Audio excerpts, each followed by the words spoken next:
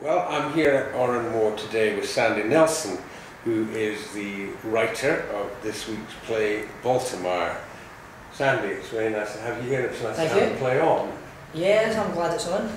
Tell me a wee bit about it. It started out as a 15-minute radio play. Yeah, well, it started out as I moved to Shetland a couple of years ago, and out with the dog I came upon a disused airport, and I got an idea that I would grab my little video camera, and to keep myself active around the place I would film little 5-minute episodes to put on YouTube of this air traffic controller stuck in the middle of nowhere type fish out of water type of comedy, big city man in the country.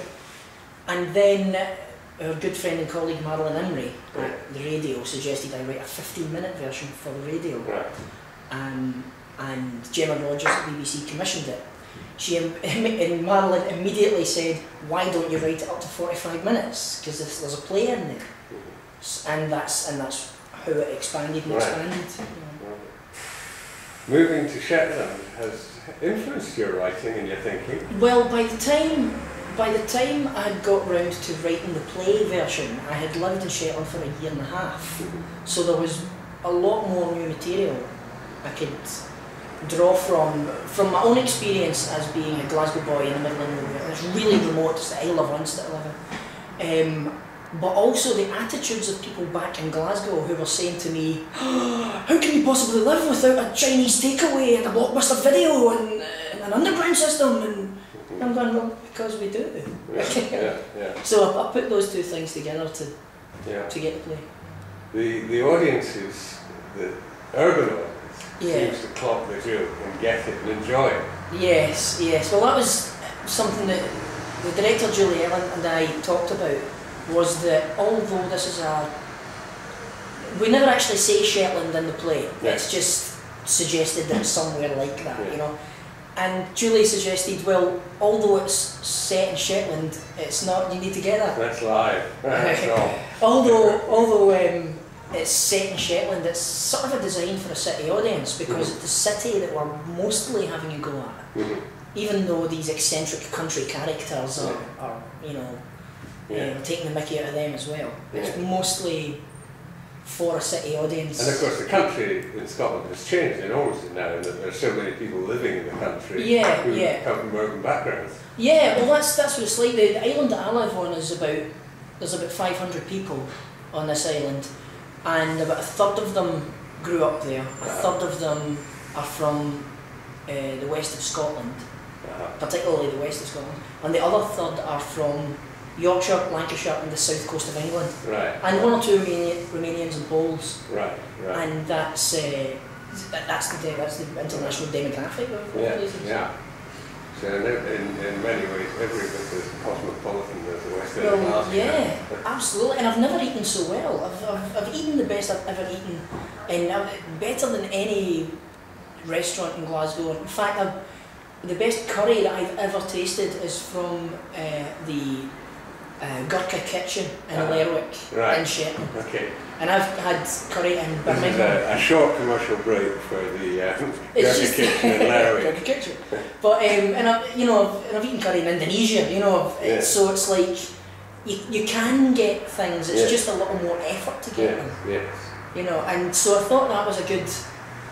There was a good spark in there to show how city people don't really understand what goes on in the country.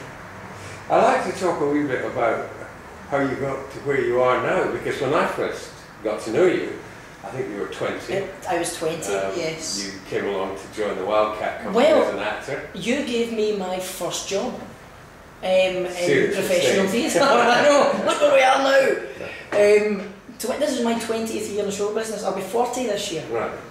And I came to the open auditions at Wildcat, and Dave Anderson was impressed that I had a mouth organ in my pocket when I arrived, and I could just take it out and play it. He's always been a pushover. Yeah, anything blues related, he loves it. Rab Handley was on the panel at the time, and he liked the fact that I sang a Prince song as my audition song, pop song. I have no idea what you liked. I was available, maybe. Well, I like the fact you were on time that day. Yes, I was. First day of rehearsal, you were late. My first day as a professional actor, I was an hour late, having been held back at the dentist. That dentist was corrupt and spent 2 years in jail. That's a true story. Right, it was his fault. Well, that's the next play. That's a good idea, actually. There is a play in there. That's something I'll think about, actually. Now, you had and still have a career as an actor. Yeah. But you, for a period of time, you concentrated on doing stand-up. Yeah, this is. I still do stand-up, and I've maybe come to the end of the road for my stand-up career, if it will allow me to leave. But I'm still doing it. But in the late 90s, it was basically the wilderness years, you know, out of work actor. And I worked in a cafe that had a comedy club on a Friday night. So I gave it a bash, simple as that. I gave it a bash.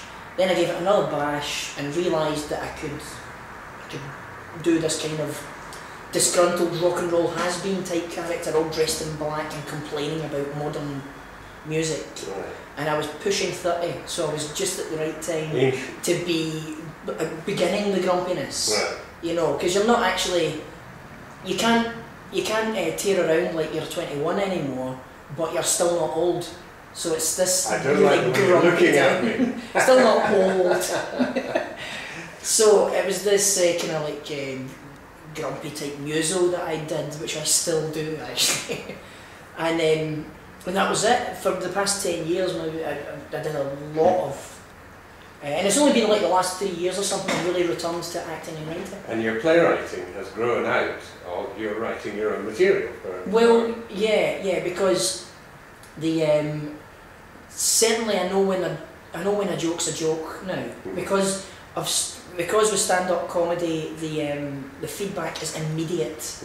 It's absolutely immediate. You stand there, you've written it, you've directed it, you produce it. You're the treasurer, you're the everything, and you're the star of this show, and you deliver your lines and you get an immediate response. You know what works and what doesn't, and you have no idea what's going to work until you're actually doing it. But then a few years later you get a good idea of what might work and what might not. So when you're writing a play, you can use some of those techniques. You just go, right, that will be there, they'll laugh at that, there's a bit of pathos. You know, that kind of thing. Sounds rather cynical almost. No, it's just the way I speak. It's just sometimes when I talk like this, you know what it's like when you ask an actor or a writer to talk about their work, they sound like such a poncy idiot that I find myself compelled to take the piss out of myself a little bit when I'm doing it. So it may sound sarcastic, but it is deeply... Tell me, future plans. More writing? More writing, yeah. I will be doing the Oran Moore Panto's Sleeping Beauty this year at the end. Pause, short advertising break here.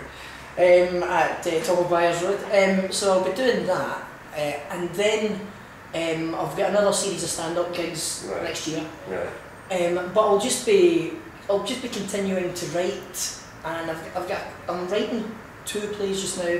I've just sent off some stuff to some producers. And that's it, just keep writing and keep asking people to read it. And that's all we can do really. You'll be writing a full-length play, so you won't be sending it to me. Yes, I'll be sending it to the Tron or the Traverse or something. And I'm writing, actually, remember Metrosexual, the first play I ever wrote, that I ever got commissioned by you. Well, I've written a second act, which is set 2 years after the first one. And it sort of turns the story in its head a little bit from the... For the Tron, perhaps? Hopefully for the Tron. Liz Carruthers directed it and we've been talking and we're hoping to take it to the Tron. See what you think. I have to finish writing it. Good. I've got the story, I just don't have the dialogue. Once you've got the panto up and running, you've got long afternoons and evenings to write. Yeah. Finish at 2 o'clock. I won't go through the bar. That's it. I'll go straight back to the flat. You're barred from the bar. I wouldn't mind that. Okay. You know, obviously for a few days. Ladies and gentlemen, thank you for watching. Do come this week to see Sandy's play. It's great fun, it's very funny, it's very touching. It's a rom-com, it's something we don't do very often, or more, it's a real rom-com. I don't mind that, That's good. Thanks, Sandy. Thank you.